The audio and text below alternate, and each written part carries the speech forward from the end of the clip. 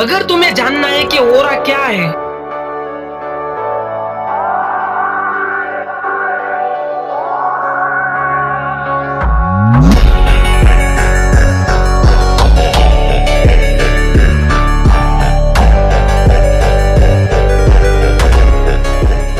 जब तुम्हारी entry game में होती है ना, तो सिर्फ तुम्हें देखकर सामने वाला खिलाड़ी अपनी जीतने की सारी उम्मीद खो देता है। उसके अंदर एक डर का माहौल आ जाता है।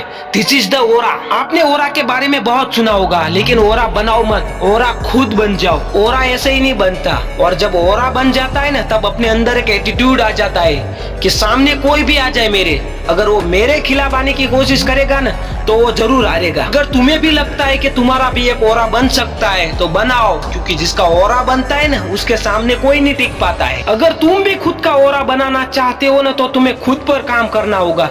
खुद को 6 महीने के लिए गायब कर दो, 1 साल के लिए गायब कर दो।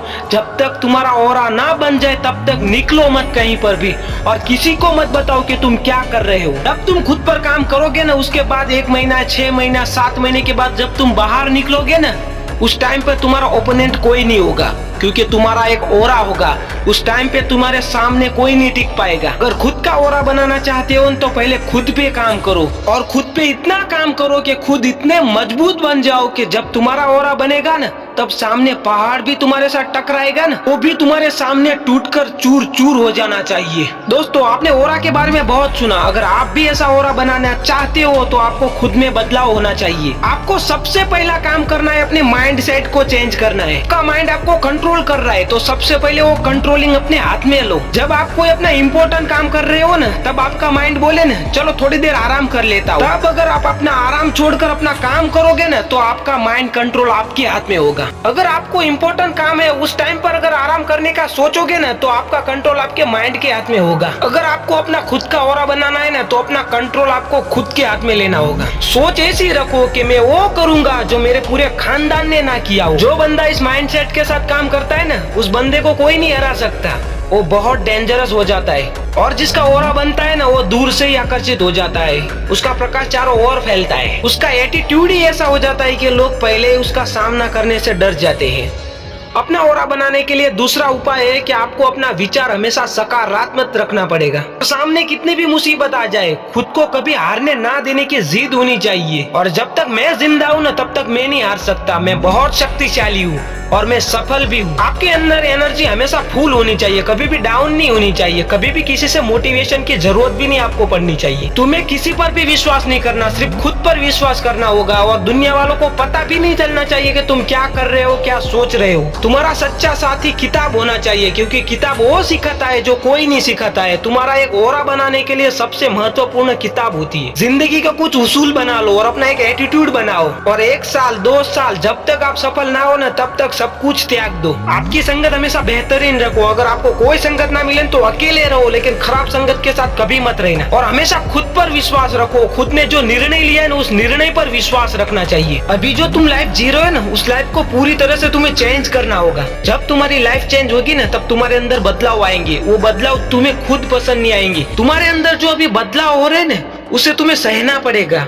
आपने कभी भी अपनी लाइफ में किसी का ओरा देखा है? जब भी आप कोई खुशहाल या फिर सकारात्मक व्यक्ति से मिलते हैं, उससे बात करते हैं, तब आपको एक ऊर्जा महसूस होती है।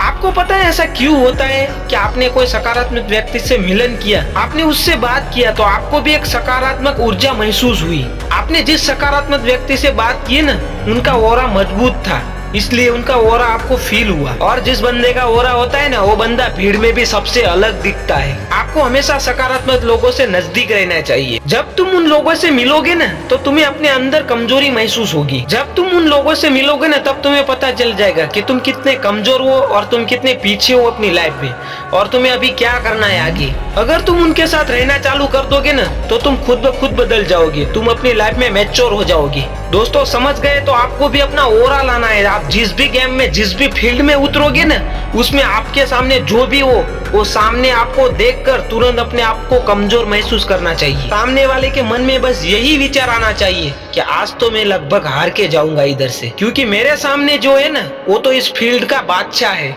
बस यही आपका सबसे बड़ा ओरा होता है। और आप जिस भी फील्ड में काम करो ना, उस फील्ड में इतना काम करो, इतना खुद को झोंक दो, आपका फील्ड में आपका काम देखकर लोग सोच में पड़ जाने चाहिए कि ये इसने कैसे किया। आप जिस भी फील्ड में काम करो ना, इस फील्ड में आप इतने माहिर हो जाने चाहिए, जब भी कोई आपका ओपिनियन आपकी फील्ड में एंट्री ले ना, तो आपको देखकर ही वो फील्ड छोड़ देना चाहिए। अगर आपको भी अपना ओरा लाना है ना, तो अपनी फील्ड पहचानो कि तुम किस चीज में माहिर हो, तुम्हारा टैलेंट क्या है, उसको पहचानो और उस पर काम करना चालू कर दो।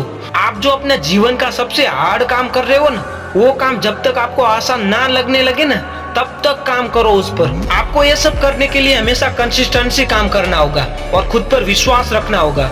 और कुछ सालों तक किसी को मत बताओ कि आप क्या कर रहे हो, अकेले काम करो। और अपना काम करने के बाद जब आपको लगे कि मैं इस फील्ड का बादशाह बन चुका हूँ, अब मैं पूरी दुनिया का सामना कर सकता हूँ, तो तुरंत उतर जाओ उस फील्ड में और उस फील्ड में इतना काम करो कि आपका ओरा बन जाए उस फील्ड में। अगर आप भी चाहते हो कि आपका भी एक ओरा आना चाहिए, तो आपको उसके लिए तैयार भी होना पड़ेगा, इतनी मेहनत भी करनी पड़ेगी। तो दोस्तों, अपने जीवन में कुछ तो करके दिखाओ, क्योंकि अभी आपकी वैल्यू 0 है। आपको 100% अपनी वैल्यू बनानी होगी और एक कभी ना हारने वाली जिद पालो, तब आपका ओरा जरूर आएगा।